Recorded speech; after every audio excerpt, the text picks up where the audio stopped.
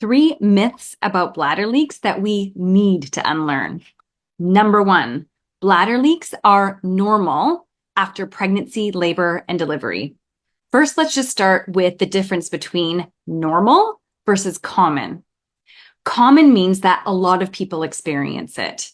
Normal means that we should expect that it's going to happen, not be too worried when it does, and may not put a lot of effort into changing it.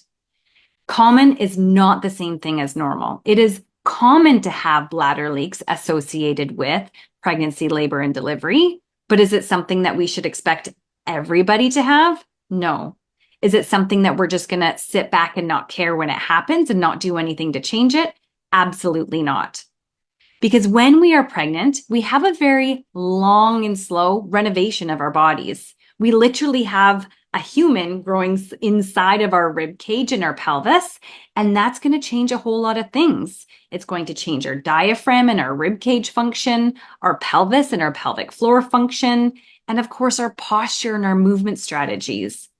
All of these things here, plus more, are going to make it so our bladder and our pelvic floor don't function the way that it may have done prior to pregnancy, labor, and delivery. However, on the other end of things, when we have our labor and delivery, whether it's vaginal or cesarean, it's a relatively quick renovation. And sometimes what can happen is that we can stay in some of the adaptations that we developed over pregnancy. And those adaptations were there because we needed to, because of the changes in our body. But afterwards, they just stay there because that's the path of least resistance. So those changes, if left unworked upon, can actually start to continue the unhelpful changes in our pelvic floor and bladder. So is it common to have bladder leaks with pregnancy, labor, and delivery? Yes. But is it normal or expected or something that we think that we can't change? Absolutely not. I work with women all of the time and people who have had labor, delivery, pregnancies, and we can get rid of their leaking just fine. Myth number 2, leaking is just a normal part of aging. Look, I'm not going to sugarcoat things. Is it common that the hormone changes in perimenopause, menopause, and postmenopause life phases is related to bladder leaks? Yes. With that decrease of estrogen, which is what's happening during those phases of life, there are some changes in the structure and function of the pelvic floor and urethra muscles around the urethra, the tube where the pee comes out. That can make us more likely or have it be more common to have bladder leaks. However, I never see with folks in this population, perimenopause, menopause, and postmenopause, that show up and the only thing going on is just a change in their estrogen. What happens is that we pick up habits, movement strategies, postures, other things in our life that are also negatively affecting the bladder or the pelvic floor, making it harder to keep that urine in the bladder. And then we layer on the changes in estrogen, and that's what can contribute to bladder leaks.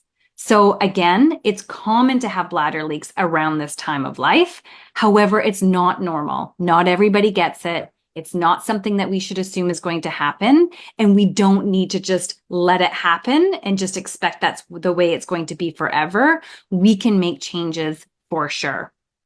The third myth is that just because you've tried Kegels and they didn't work, that must mean that you need surgery or injections to stop your bladder leaks.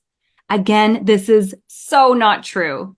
So Kegels are an isolated squeeze and lift contraction of the pelvic floor muscles that surround the tube where the pee comes out, the urethra. Oftentimes, we are told that if there's leaking, then we have weak or loose or underactive pelvic floor muscles, and that is why we're leaking. But this is not the only reason why we can have leaking. Leaking comes down to a pressure game. If there is more pressure in and around the bladder than there is closing the bladder, the urethra where the pee comes out, then there will be leaking. So if I filled up a water balloon and didn't tie a knot in it and just handed it to my son, The water would come out because the pressure inside of the balloon is higher than the pressure closing the balloon. That's how we can get leaking in things like stress incontinence. So when we think about Kegels, the Kegels are really only potentially changing the closing pressure around the urethra. However, what if the problem in that pressure game is actually that there's excessive pressure in and around the bladder? That can come down to things like posture and movement strategies, bladder irritability, bowel function.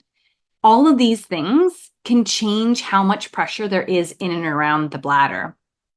If we go back to closing pressure, yes, it could be pelvic floor muscles are underactive or weak, but what if they're lopsided? One side is more effective than the other. That's not going to allow them to close properly. This is really common if you've had any injuries to like your ankles or your feet or your hip or your knees, because that will change the function of your legs. That will change the function of your left-right hips. That will change the function of your left-right pelvic floor muscles. There are other things that can make your pelvic floor muscles not function the way that we want to. Too many to go through in this short video, but this is just examples to say that the Kegel exercises that you may have tried that didn't work really only focus on one aspect of that pressure game.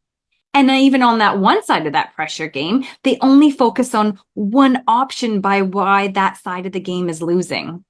So, do we need to sign up for injections and surgery if our Kegels don't work? Please no. Say no. There are so many other things that we need to work with to try and balance that pressure game that have nothing to do with Kegels. I hope this helps.